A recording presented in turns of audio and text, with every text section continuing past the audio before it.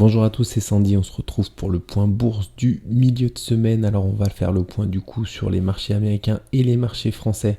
On ira faire également le point sur les crypto-monnaies en milieu de vidéo, les crypto-monnaies qui ont effectué un mouvement violent ce week-end et en début de semaine, et c'était le mouvement que je ne privilégiais pas. Donc on va faire le point ensemble, savoir quelles sont les conséquences de ce genre de mouvement et savoir à quoi désormais on peut s'attendre dans ces prochaines semaines. On commence par le SP500 du coup qui a effectué un double throwback ici. Donc ce qu'il faut privilégier toujours, c'est l'atteinte des objectifs des 618,80 et des 616,80 sur le SPY, le TF du SP500, des objectifs qui sont à la fois l'objectif de cette configuration, ce triangle ascendant, et à la fois l'objectif de ce canal descendant. Donc un double objectif ici. Donc encore une fois qu'on arrivera sur cette zone, on aura potentiellement des prises de bénéfices importantes de la part des investisseurs. Donc méfiance, parce qu'on pourrait observer à partir de ces niveaux-là une consolidation un petit peu plus longue dans le temps. Donc voilà, en tout cas, la direction qu'il faut privilégier à court terme, c'est toujours celle vers le haut du coup pour atteindre cette double zone d'objectif. Même chose globalement sur le Nasdaq, ce qu'il faut privilégier, c'est toujours l'atteinte des 549,80 sur le QQQ, l'ETF du Nasdaq, qui sont les objectifs de ce canal descendant. On a effectué également un double throwback qui est un petit peu moins propre que sur le SP500, comme on peut le voir. On a réintégré partiellement la figure, le canal sur le Nasdaq. En tout cas, désormais, on semble être sur le point de rebondir après une petite consolidation qui me paraît être assez intéressante ici, une consolidation de continuation haussière, sachant que ici, globalement, on forme une grande consolidation qui nous laisse entrevoir une future continuation haussière également. Donc on va voir en tout cas si cette semaine on a ce regain d'énergie et qu'on casse les derniers plus hauts historiques sur le Nasdaq pour aller rejoindre ses objectifs, ou alors si on continue de former cette figure de consolidation avant de partir sur un potentiel plus haut historique. Avant de faire le point sur l'action chinoise Alibaba, je voulais rappeler que nous ne sommes pas des conseillers en investissement, que ce soit moi et Nico. On est simplement des traders et investisseurs indépendants qui basons nos prises de position sur les statistiques qu'on a étudiées en profondeur. Et malheureusement, bien qu'on se positionne toujours du côté favorable des statistiques, du côté qui nous donne le plus de chances de réussite, on n'a jamais 100% de réussite forcément avec des statistiques. Donc faites toujours vos propres recherches avant de tenter d'entrer en position sur les actions. Alibaba, du coup, je vous en avais parlé il y a 2 semaines, on était dans cette zone-là, je vous avais indiqué qu'on avait une potentielle belle zone ici de rebond. On a rebondi légèrement avant, on est en train de repartir de nouveau en direction de la résistance des 118 dollars. Alors ici, pourquoi cette zone? Tout simplement parce qu'on avait un triple support, à la fois ce support horizontal ici situé autour des 76,80 dollars. On avait également la figure, le triangle symétrique de creux avec la zone de résistance ici et la zone de support ici. On était susceptible de revenir s'appuyer sur l'ancienne résistance avant de repartir vers le haut. On avait également une ligne de tendance légèrement ascendante ici qui convergeait avec cette zone. On a rebondi directement, en tout cas juste avant, sur une première zone de support ici, et on est en train d'effectuer une belle hausse qui potentiellement peut nous mener sur les 118 dollars. À partir du moment où on va revenir sur cette zone des 118 dollars, on sera susceptible d'effectuer une petite pause, mais on aura de plus en plus de chances. Plus on va la tester, en tout cas cette zone, plus on aura de chances de la franchir par le haut, sachant qu'on a des objectifs globaux de cette grande figure de bas de marché qui se trouve autour des 180 dollars. On a également, vous l'avez vu avec Nico, un grand plat Ishimoku autour des 183,40 dollars qui pourra jouer le rôle de résistance. Donc on aura une forte prise de bénéfice ici. On a enfin l'objectif de la figure, le triangle symétrique de creux que je vous ai présenté juste avant, qui intervient au 190,40 dollars. Donc à voir comment on réagit, si on va directement sur la résistance et qu'on va la retester de nouveau pour potentiellement la franchir par le haut et partir en direction des objectifs, ou alors si on corrige pour aller chercher de nouveau cette belle zone parfaite avec cette convergence de support avant de repartir vers le haut. Mais en tout cas, Alibaba qui a déjà effectué des retournements et globalement sur l'ensemble des actions chinoises actuellement, on a des signaux qui me paraissent être assez intéressants. Donc à voir si ces signaux se confirment et qu'on part tout de suite sur un mouvement haussier sur les actions chinoises, ou si on corrige de nouveau pour aller chercher une zone basse intéressante en vue d'un futur rebond. De mon côté, je suis pas entré sur l'action Alibaba, hein, sachant que je suis rentré sur 2 actions chinoises que je vous avais présentées il y a 2 semaines de cela, hein, qui n'ont pas encore effectué autant de performances qu'Alibaba, mais qui montrent toujours de beaux signaux pour un potentiel futur rebond. Cependant, je crois que Nico est rentré sur Alibaba, hein, sur une zone basse, hein, il est dans tous les bons coups, Nico.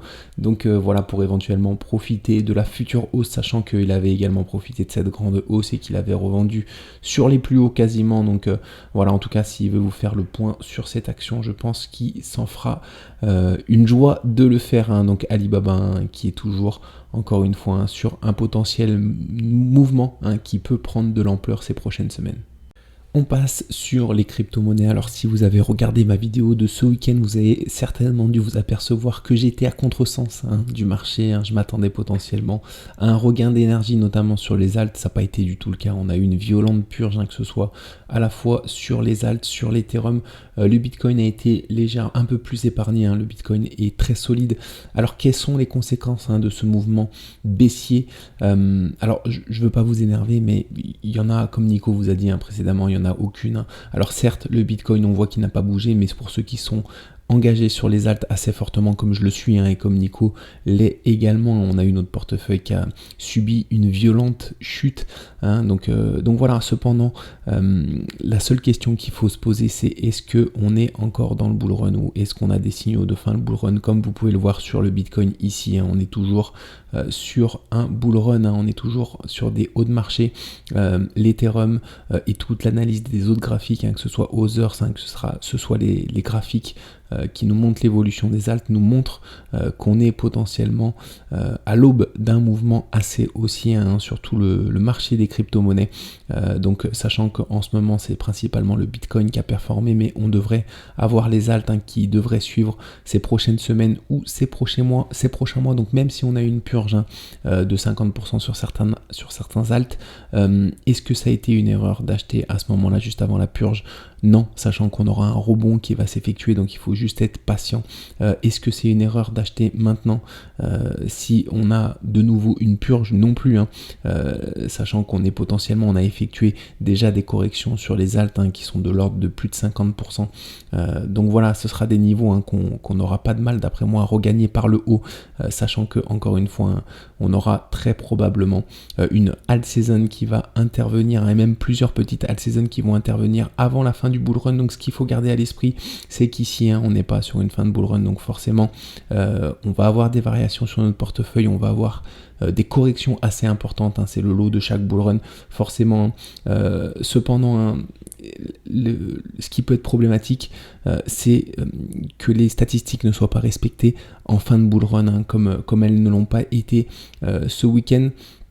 Ce qui peut être problématique du coup en fin de bull run si cela arrive, hein, et que je me trompe également sur le scénario, que les statistiques ne sont pas respectées, c'est que on peut avoir un timing de sortie qui est légèrement altéré. En tout cas, on peut avoir une situation où on ne sort pas nos crypto-monnaies au bon moment. C'est pour ça que de mon côté, hein, j'avais commencé à vendre aux 90 000 $, hein, et que je vendrai probablement le jour où le Bitcoin, hein, effectuera sa prochaine hausse, hein, qui devrait le mener d'après moi autour des 130 000 $. Je vendrai également une partie de mon portefeuille à ce moment-là, bien que je pense que on peut aller plus haut, hein, sur les crypto-monnaies.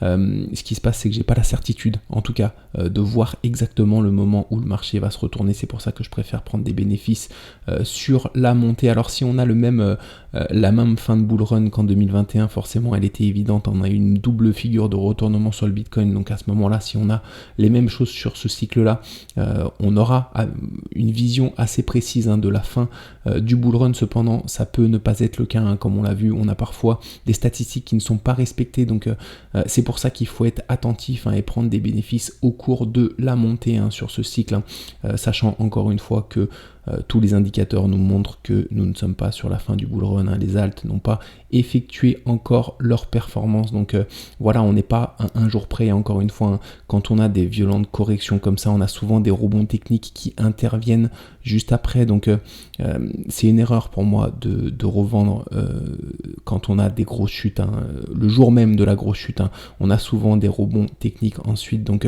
il faut attendre éventuellement 2-3 jours, c'est voir comment s'effectuent ces rebonds techniques avant de prendre une décision. Donc encore une fois ici, hein, on sait que la fin du bull run, on a plusieurs indicateurs qui nous montrent une fin de bull run pour la seconde partie de l'année potentiellement, hein, voire un petit peu plus tard. Donc encore une fois, pas de précipitation, on aura encore des violentes purges, hein. On aura des chutes assez importantes, mais il faut garder la tête froide et surtout, voilà, il faut rester serein et ne pas vendre dans la précipitation d'après moi, ou en tout cas essayer de vendre, hein, au cours de la hausse, hein, quand on aura fait des belles performances à la fois sur le Bitcoin et à la fois sur les alts, hein. C'est bien de prendre des bénéfices quand nos portefeuilles affichent des plus hauts au niveau de sa valeur, donc voilà, et non vendre quand on a du coup une violente purge, parce que voilà, souvent on vend des points bas, hein, c'est ce qu'il faut se dire. Donc voilà, en tout cas félicitations à ceux qui sont restés solides, hein, pendant cette correction. Sachez qu'on aura potentiellement d'autres corrections qui vont intervenir assez violentes au cours de ce bull run, hein, et j'espère de mon côté qu'on aura une vision assez clair, hein, de la fin du bull run, hein, sachant que comme vous pouvez le voir, hein, parfois les statistiques ne sont pas respectées, donc c'est pour ça que quand on a encore une fois un bull run qui est en cours, hein, il faut prendre des bénéfices en cours de chemin, toujours au cas où on ne voyait pas venir en tout cas la fin du bull run. En tout cas pour résumer, on n'est pas encore sur la fin du bull run, hein, on a encore au moins 3 mois de bull run, on a un Bitcoin qui devrait franchir ses plus hauts historiques pour partir sur des niveaux supérieurs, on a l'Ethereum qui devrait également franchir ses plus hauts historiques, hein, et on a les alts également qui devraient faire leur performance, même s'il y a beaucoup de monde qui commence à parler, à dire qu'il n'y aura pas de alt season. Je pense que voilà, je vais vous prouver juste après que c'est totalement faux, hein, c'est une illusion. Il y aura bien sûr une alt saison, certes elle sera moins puissante que les précédentes années, mais on aura forcément une alt saison sur ce cycle là. Donc voilà, ne paniquez pas quand on a encore des grosses crises comme ça, quand on a des grosses purges comme ça, et restez solide, et on va tenter en tout cas ensemble de sortir au meilleur moment du Bitcoin. Et encore une fois, n'hésitez pas en cours de chemin à prendre des bénéfices, parce que c'est ce qui vous permettra en tout cas d'être plus serein au cours de la hausse, et d'être plus serein quand on a de violentes purges comme on a connu en début de semaine et ce week-end. On fait le point désormais sur le Bitcoin en 4 heures et sur les futurs. Donc après la purge, hein, de ce week-end, on a eu un gap, hein, qui s'est ouvert. Alors au départ, on ne savait pas trop si c'était un gap de rupture ou un gap commun, sachant que ça reste un gap en 4 heures, hein, ici, parce que quand je passe en daily, comme vous allez le voir, c'est un gap, ce qu'on appelle en journalier un pseudo gap, hein, donc forcément c'est des gaps qui sont beaucoup moins puissants que celui-ci par exemple, hein, qu'on avait ouvert au mois d'octobre du coup, et qui était un gap de rupture, hein, de cette grande figure hebdomadaire sur le Bitcoin, hein. Donc ça, ce sera un gap qu'on aura du mal à combler, en tout cas sur lequel on aura très probablement un rebond. Cependant, le gap qu'on a ouvert en 4 heures ici, même en daily, hein, c'est très peu visible, hein. C'est encore une fois ce qu'on appelle un pseudo gap, c'est des gaps qui sont beaucoup moins puissants, en tout cas qui jouent le rôle de résistance seulement en 4 heures, comme on peut le voir ici. On est venu le combler, on corrige désormais dessus, hein. Donc forcément ils ont une incidence, mais sur un très court terme, hein, sur du 4 heures par exemple. Donc ici, est-ce qu'on a connu le point bas sur le Bitcoin? Ça reste à confirmer, cependant on est en train de former du coup en journalier un beau double bottom potentiel de continuation haussière, hein, dont les objectifs pourraient nous mener sur la zone de résistance qu'on avait vue ensemble en hebdomadaire autour des 130 000 $, du moins. Donc à voir si on effectue bel et bien le point bas sur cette zone là, ou alors si on va légèrement chercher un petit peu plus bas, hein, pour retester le support de cet élargissement et former un grand élargissement descendant potentiellement à angle droit en journalier. Donc on aura le temps de voir ici comment on réagit, hein. Soit encore une fois on repart directement, ce qui nous laisse, en tout cas la consolidation après le comblement de ce gap me laisse personnellement privilégier pour le moment un rebond imminent pour aller rechercher la résistance, à voir encore une fois si cela se confirme, hein, parce que on a effectué un violent rebond, on est en train de consolider latéralement, on a retracé 50% du rebond, donc à voir si on repart. Mais en tout cas, cette configuration ici me laisse potentiellement penser à un regain vers le haut, un regain d'énergie du Bitcoin vers le haut pour repartir de nouveau, tester la résistance et potentiellement valider ce grand, encore une fois, double bottom en journalier pour repartir partir sur un mouvement haussier, à voir encore une fois si cela se confirme en cette fin de semaine, si on repart du coup sur un mouvement haussier. Alors le niveau qui va être important, ça va être celui-ci, à partir du moment où on va de nouveau clôturer en 4 heures au-dessus des 103 000 $, on aura de bonnes chances d'aller chercher du coup la résistance et de valider ce grand double bottom. Bien sûr, on cassera pas directement, on n'ira pas forcément directement jusqu'aux objectifs, on pourra consolider légèrement ici en dessous de la résistance avant de casser vers le haut. Ça restera à voir, mais en tout cas c'est ce niveau là des 103 000 $ qui va jouer un rôle important encore une fois, et également ce niveau ici, à voir si ce niveau tient, si jamais on revient le tester, si on rebondit avant de le casser par le bas, ou alors si on va chercher des niveaux légèrement plus bas. En tout cas, on a des belles zones de support, si jamais on avait une nouvelle purge qui se trouve ici autour des 88 000 $.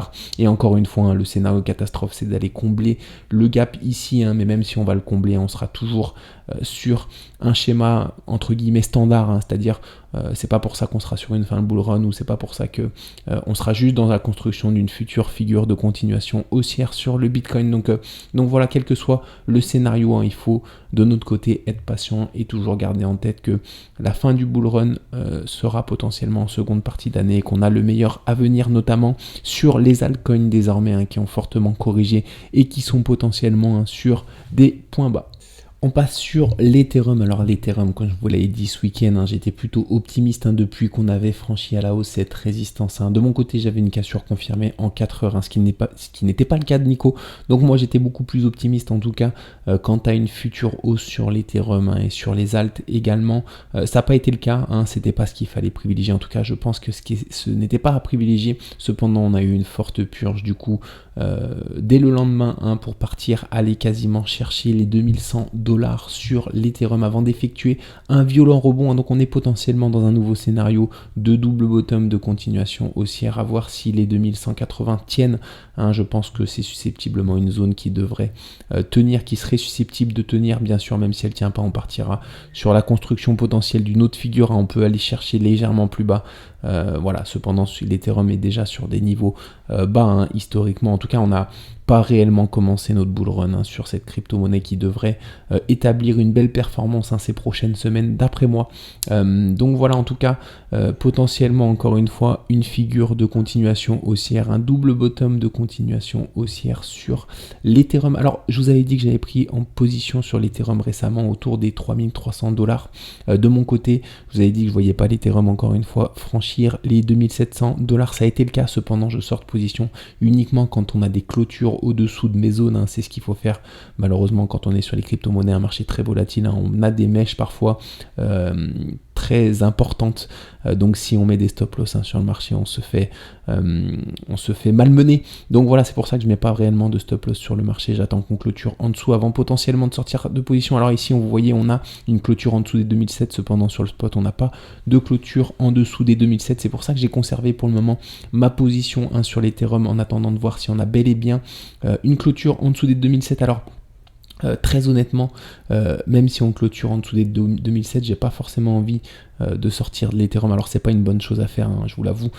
J'ai pas forcément envie de sortir de l'Ethereum parce que je pense qu'on est vraiment sur des points bas sur cette crypto-monnaie. Bien sûr, on peut aller titiller de nouveau les 2100 $ dans le scénario le plus catastrophe qui existe.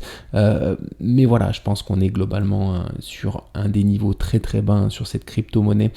Donc à voir ce que je fais, sachant que ici, quand je me suis réveillé le lendemain matin et qu'on était autour des 2300 $, je me suis dit qu'on allait clôturer. Donc à partir du moment où je vois qu'on va clôturer en dessous de ma zone, je prends une autre position parce que je réinvestis seulement 50% de ce que j'avais libéré aux 90 000 $. Il y a de ça 2 mois de ça, au mois de novembre du coup, quand on avait fait une hausse sur le Bitcoin, qu'on avait atteint les 90 000 $. Donc voilà, c'est de l'USDT du coup que je réinjecte sur certains alts. Donc j'avais réinjecté la moitié sur l'Ethereum. Donc quand j'ai vu qu'on allait probablement clôturer en dessous, je me suis permis de prendre une autre position sur le VET que je vais vous montrer juste après, qui était sur une très belle zone et qui a déjà été sécurisé puisqu'on a eu un violent rebond ensuite au cours de la journée. Donc je me suis permis à la fois de renflouer une position position en prenant une autre halte, du coup, quand on a eu ce violent mouvement, parce que d'après moi, encore une fois, on n'est pas sur une fin de bull run, donc quand on a des violentes purges comme ça, on a déjà souvent des violents rebonds techniques qui interviennent ensuite, et surtout, on est potentiellement toujours sur des points bas. Alors, bien sûr, j'ai l'impression que ça fait 2 mois que je vous dis qu'on est sur un point bas au niveau des alts, mais forcément, à un moment donné, quand on a corrigé de 70% sur les alts, sur certains alts qui sont quand même solides, on devrait ne pas être loin en tout cas d'un point bas et d'un nouveau regain d'énergie sur les alts. Donc voilà, c'est ce qu'il faut garder en tête. En tout cas, donc à voir encore une fois si l'Ethereum de mon côté clôture en dessous des 2007 pour potentiellement que je sorte de position. Si jamais on a cette clôture en dessous des 2007, je prendrai également potentiellement une autre position du coup après avoir clôturé cette position sur l'Ethereum, parce que encore une fois je reste persuadé que on va repartir, que ce soit sur les alts ou sur l'Ethereum, sur un nouveau mouvement haussier d'ampleur, et que on n'en a pas fini sur ce bull run, on est loin d'en avoir fini. Alors d'un autre côté, il ne faut pas avoir ce discours quand on sera en seconde partie d'année, parce qu'en seconde partie d'année il faudra prendre beaucoup de bénéfices et potentiellement être beaucoup plus attentif, parce que on sera potentiellement proche d'une fin de bull run, donc il faudra moins être, en tout cas tête brûlée au niveau des prises de position et au niveau de l'investissement sur les alts, parce que quand on aura fait une belle performance sur les alts, quand on aura atteint des beaux niveaux sur le Bitcoin, sur l'Ethereum et sur beaucoup d'alts, il faudra quand même commencer à sortir petit à petit du marché, parce que ensuite on aura potentiellement une correction qui ravalera 98% de toutes les perfs qui ont été effectuées, notamment sur les alts. Donc voilà, en tout cas je pense qu'on peut se permettre toujours d'avoir un discours assez offensif en ce moment, sachant que on est toujours sur des points très bas sur les alts, mais c'est un discours qu'il ne faudra plus avoir, en tout cas en seconde partie d'année, quand on aura atteint tous les objectifs, que ce soit sur le Bitcoin, sur l'Ethereum et sur beaucoup d'alts, parce que encore une fois on se rapproche potentiellement d'une fin de bull run à ce moment-là, ce qui n'est pas encore le cas au jour d'aujourd'hui. Un petit tour sur le graphique Others. Others, pour rappel, c'est la capitalisation totale de toutes les crypto-monnaies hors les 10 plus grosses. Donc c'est tout simplement l'évolution des petites crypto-monnaies, comment elles se comportent, comme on peut le voir. C'est surtout ce graphique qui m'a induit en erreur. Alors déjà, pour faire un point sur le graphique Others, on n'a pas encore repassé les plus hauts historiques, ce qui nous laisse indiquer que le meilleur sur les alts est à venir dans le futur. Donc comme on peut le voir, on est malmené ici. On avait un triangle symétrique de sommet, du coup, qui est une figure qui est cassée par le haut 63% du temps. On l'a cassé par le bas, donc on a privilégié du coup les 37% restants. On a rebondi déjà sur une belle zone de support, comme on peut le voir, une zone de support historique. Ici, on a effectué un premier rebond, sachant qu'on a des objectifs du triangle symétrique de sommet qui sont légèrement plus bas sur une autre zone de support. Donc à voir si cette zone est atteinte. Alors si cette zone est atteinte, ce sera un cataclysme sur les alts. Pour le coup, on repartira quasiment sur des plus bas, donc c'est pas forcément le scénario que je privilégie, bien que l'atteinte de cet objectif soit atteint en tout cas dans 63% des cas. Donc voilà, de mon côté, c'est pas ce que je privilégie, sachant qu'on a rebondi sur une belle zone de support ici et qu'on a également formé un beau canal descendant. Par la même occasion, quand je prends les plus hauts historiques, que je passe par ce point là et que je duplique cette résistance du coup au support, on voit qu'on a un parfait canal qui s'est formé. Donc à voir si on rebondit et qu'on franchit par le haut ce canal pour repartir sur un mouvement haussier, ou alors si on va de nouveau chercher des plus bas. Honnêtement, j'ai pas envie de parler de scénario baissier, parce que c'est pas du tout ce qu'il faut privilégier. On a fortement corrigé sur beaucoup d'alts. Alors voilà, en tout cas repartir sur un niveau aussi bas, sur des niveaux aussi bas désormais sur les alts, ce serait un cataclysme clairement, et ce serait sortir beaucoup de monde du marché. Donc voilà, c'est pas ce que je privilégie, encore une fois, bien que historiquement on ait eu ce genre de scénario, notamment quand il y a eu le Covid en 2020. Cependant, on a eu un Covid quand on n'avait pas validé un retournement haussier et un bull run sur le Bitcoin. Là, on a validé un bull run sur le Bitcoin, donc on devrait voir désormais les alts regagner un peu d'énergie. Du coup, on a bien rebondi sur cette zone-là, et ce que je privilégie de mon côté, c'est un nouveau départ vers le haut sur le marché des alts. On fait également un petit tour sur le graphique Total 3 qui est la capitalisation totale de toutes les cryptos hors le Bitcoin et l'Ethereum. Alors ici j'avais une zone hebdomadaire que j'avais notée depuis un petit moment, hein. Je ne l'ai pas notée ici depuis la correction, je l'avais notée depuis un petit moment. C'était une zone qui avait joué le rôle de support ici à plusieurs reprises. Ici on l'avait franchi, on n'avait pas confirmé la cassure. Ça avait joué le rôle de résistance très fortement ici, donc je m'attendais, hein, si on revenait sur cette zone là à avoir un rebond. Ça a été le cas pour le moment, comme on peut le voir, on a eu une mèche assez violente qui l'a légèrement traversé. Cependant, on a une grosse zone de support ici, hein, avec cette zone là, donc voilà, je pense que c'est possiblement, quand on regarde les graphiques, que ce soit Others ou TotalTron, on a rebondi, hein, sur des belles zones de support, donc je pense qu'on est susceptible de repartir sur un nouveau mouvement haussier, sachant qu'ici on consolide sur ce graphique, hein, sur des plus hauts historiques ici, des plus hauts historiques qui devraient d'après moi être franchis par le haut assez facilement. Donc quand je passe en daily, on est potentiellement dans la construction d'une future figure de continuation avec une zone de résistance à cet endroit là et une zone de support ici, un élargissement descendant, donc à voir, hein, si on effectue ce rebond ici pour aller de nouveau chercher la résistance, hein. Si on va de nouveau rechercher la résistance, ce sera très bon signe. On sera potentiellement susceptible d'effectuer une rotation partielle avant de repartir vers le haut. Donc voilà, c'est en tout cas une figure, hein, qu'on voit très souvent intervenir en bourse, hein, et comme on peut le voir ici, on a rebondi sur cette belle zone de support. Bien sûr, on a d'autres zones de support, hein, qui peuvent intervenir légèrement plus basses. Voilà, on a celle-ci également, si jamais on avait une nouvelle correction, mais je ne vois pas passer, aller si bas. En tout cas, ici, le violent rebond nous laisse envisager potentiellement que le point bas a été fait. En tout cas, cette mèche ici assez violente, ce genre de mèche ici de point de basse joue très souvent le rôle de support important. Donc voilà, en tout cas, je pense qu'on doit privilégier désormais un rebond pour aller de nouveau chercher la résistance, hein, sur ce graphique, ce qui laisserait envisager potentiellement un regain également d'énergie sur toutes les crypto-monnaies hors le Bitcoin et l'Ethereum, en tout cas sur les crypto-monnaies comparativement au Bitcoin et à l'Ethereum, sachant que c'est ce qu'il faut privilégier parce que lors de tous les bull runs, hein, en priorité, c'est le Bitcoin qui effectue sa performance.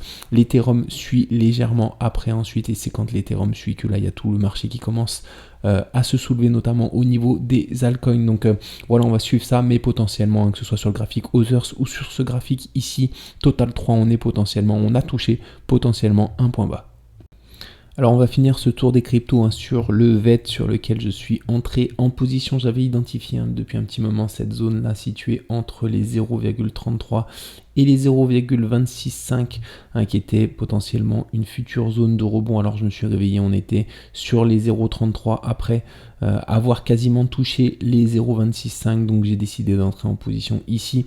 J'ai sécurisé sur cette zone là tout simplement parce que on arrivait sur une résistance, donc j'ai vendu partiellement ma position à cet endroit là de manière à avoir un trade tout simplement sécurisé, hein, sur le VET, sachant que je le vois personnellement aller chercher des niveaux beaucoup plus hauts. Le VET, hein, en tout cas on a une grosse zone de résistance ici, potentiellement je prendrai des bénéfices ici parce que si on revient sur cette zone là, on sera susceptible d'effectuer une correction avant de potentiellement d'aller chercher les objectifs de cette grande configuration ici qui pourrait mener le VET, hein, autour des 0,15 $, hein. Pour le moment on est au 0,035, donc à voir ainsi. On a bel et bien le point bas qui s'est effectué ici sur les crypto-monnaies. Alors de mon côté je surveillais pas mal de cryptos, il y avait pas mal de cryptos, notamment les solides, hein, celles du top 30 ou 40, qui sont venus chercher des points bas, hein. Je pense notamment au Link, hein, ou au XRP. J'aurais aimé rentrer sur celle-ci, mais quand je me suis réveillé, le rebond était déjà assez important, hein. C'est le VET encore qui me laissait envisager qu'on était toujours sur des points quand même acceptables et qu'on n'avait pas effectué un rebond trop important encore, hein. Donc voilà, c'est pour ça que j'ai décidé de rentrer sur le VET. Voilà, mais il y avait vraiment pas mal d'opportunités forcément. On était arrivé sur des zones un petit peu de support un petit peu de partout. Donc voilà, c'est pour ça que en tout cas j'ai décidé de réinvestir une partie de ce que j'avais sécurisé il y a 2 mois aux 90 000 $ pour pouvoir potentiellement jouer un rebond d'ampleur sur les alts. Alors on privilégie un rebond sur les altes, et ici, comme vous pouvez le voir, que ce soit moi et Nico, on continue à investir, à penser qu'on est sur un point bas. Sur les altes, cependant, c'est pas un discours qu'on tiendra éternellement en seconde partie d'année. Forcément, on commencera à prendre fortement des bénéfices sur le marché des crypto-monnaies.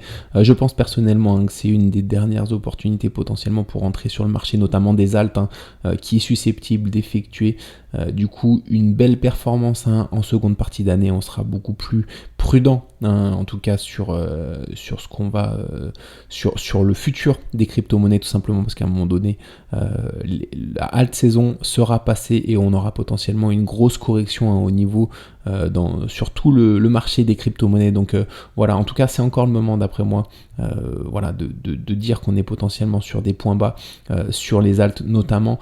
Ce sera bientôt plus le moment, notamment si on a un regain d'énergie et qu'on repart sur des nouveaux plus hauts sur tous les graphiques sur les altes.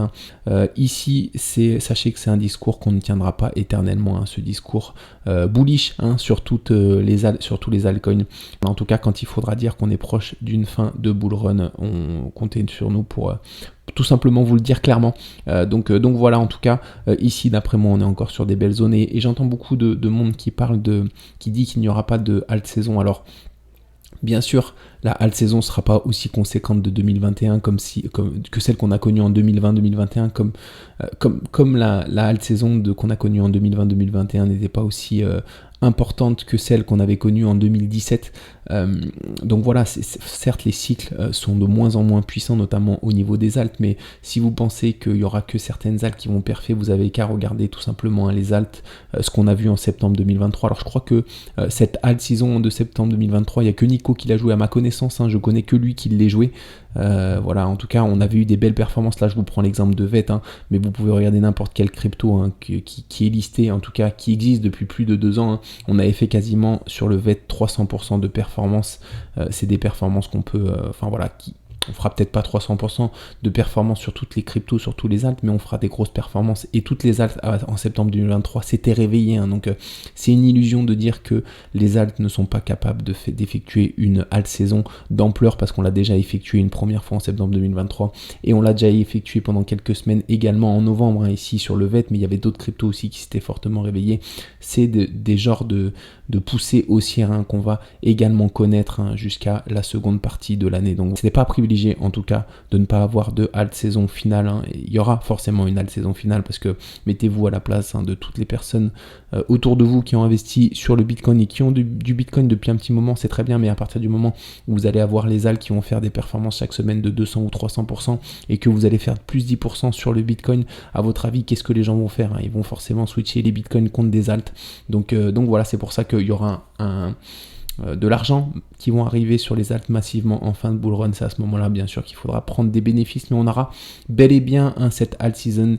Il ne faut pas en douter de ce côté-là. N'écoutez pas ceux qui vous disent qu'il n'y en aura pas, parce que pour moi c'est quelque chose qui n'est pas du tout à privilégier et qui ne se passera tout simplement pas. Donc voilà pour ce point-là. En tout cas, comme vous pouvez le voir, on a déjà eu une alt saison en septembre 2023, on en a eu également une petite en novembre, on en aura une autre forcément à partir du moment où le Bitcoin va franchir des paliers et va potentiellement aller chercher les 120 130 000 $. On aura les alts ensuite qui vont également se réveiller à leur tour pour effectuer leur performance, parce que là globalement sur beaucoup d'alts on est vraiment sur des points très très bas. Le CAC 40 pour le moment qui effectue un throwback parfait sur l'ancienne résistance du coup de ce grand double bottom.